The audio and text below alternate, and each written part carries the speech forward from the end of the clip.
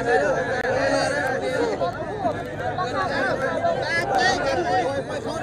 อาเด้อเอา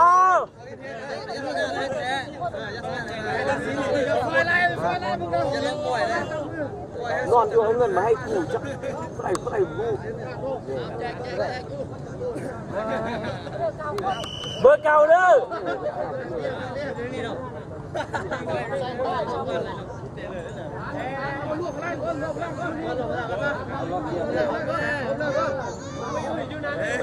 โอ้ยแล้วข้าวเทียบเขา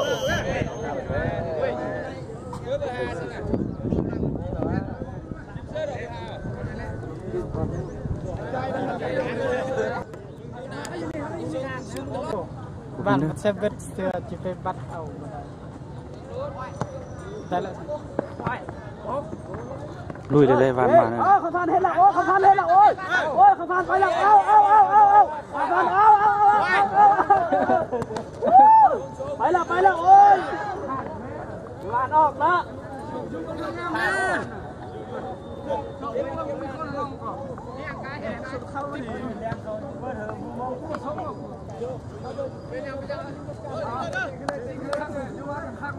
โอ้คาตานโดยมีวิทยาเขา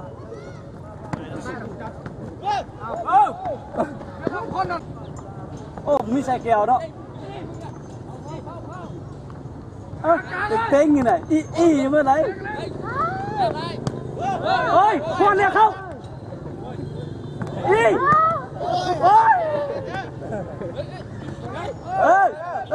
งานวงน้องเบิ้งบ้านได้วงไปเลยยิงสู้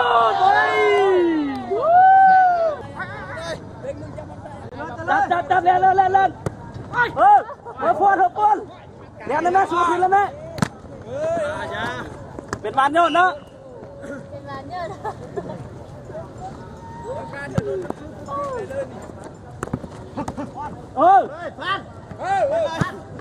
ข้าวเนาะโอ้ยเนาะเหนียวได้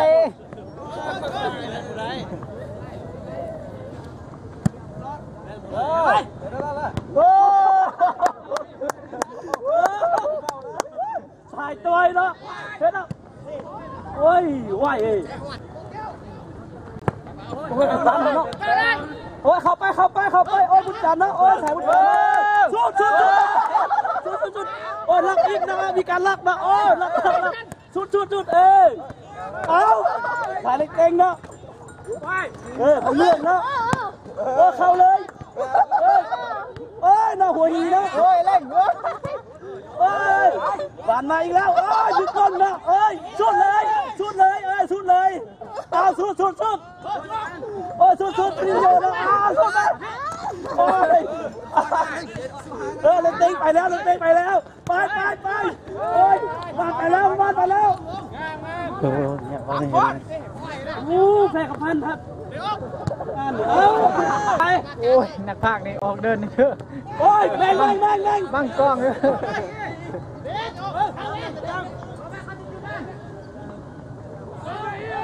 เปิดเลยเอามันเดินมันรูปมันติดตู้ว่าโอ้ยเลิกเราแก้วเนาะโอ้ยบททันเราแก้วบททัน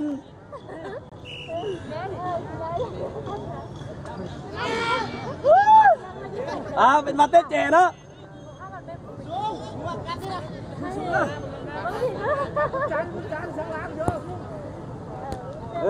โอ้ยไปเลยป้าสาวไอ้ทองไปแล้วกลับคืนอีกแล้วเต็งเห็นแล้วเอากองอ่านไปแล้วสายบุญจันทร์เอาหม้อของท่านบาดที่ทำเนาะมันเป็นยัง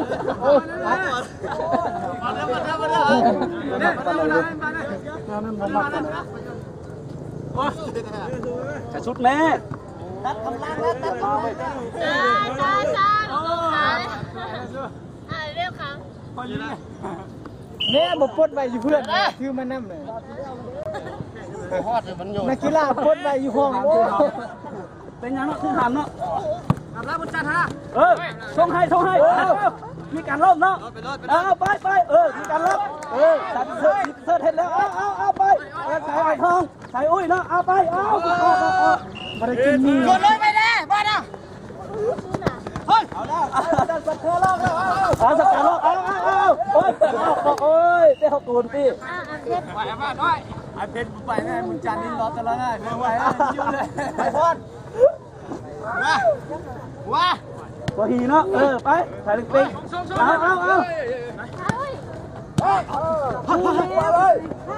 อาจะไปด้วยกันไหมดูกันเนาะลิงเห็นแล้วบุทันเป็นมันออกเนาะมากรรมการแล้ว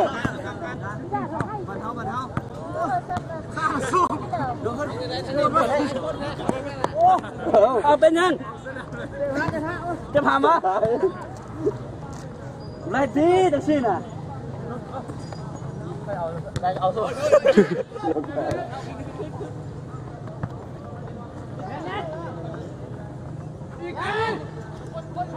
เข้ากลางไอ้พ่อสินะของอันโอ้ยของอันเลยนอนเจ้าผามตีคุณเปี้ยเดี๋ย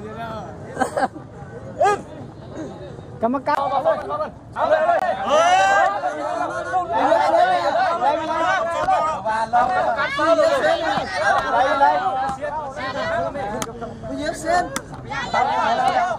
อาเลยเอาแล้วไม่ทำนั่นเอาแล้วกรรมการ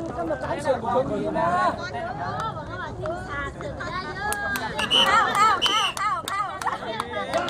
บอกเขา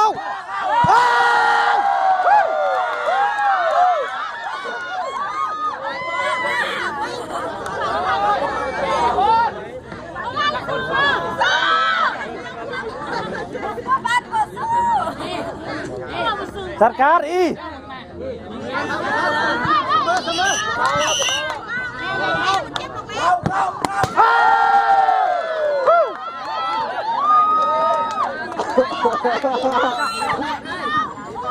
บอกเกิดไปแล้วนะ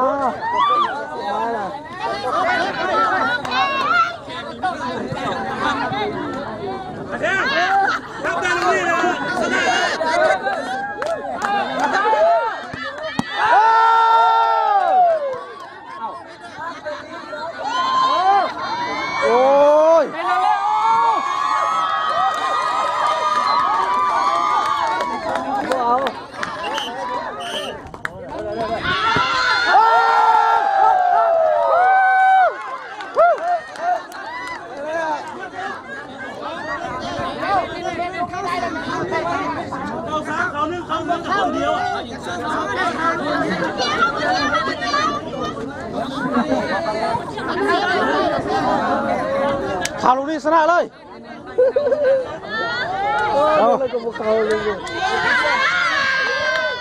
เมืองจัดการเมืองคนนี้ผมมองไว้ไม่ได้เดินไม่ได้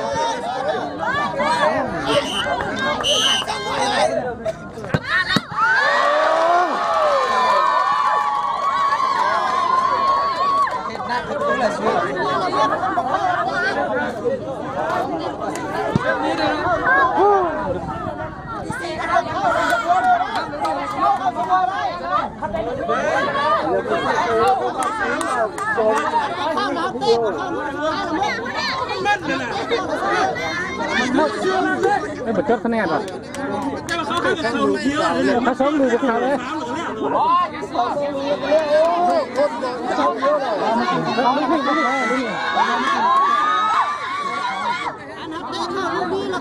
เตะคอยแล้วเลย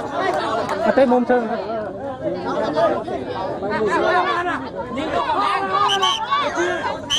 มันเมาหลอกข้าง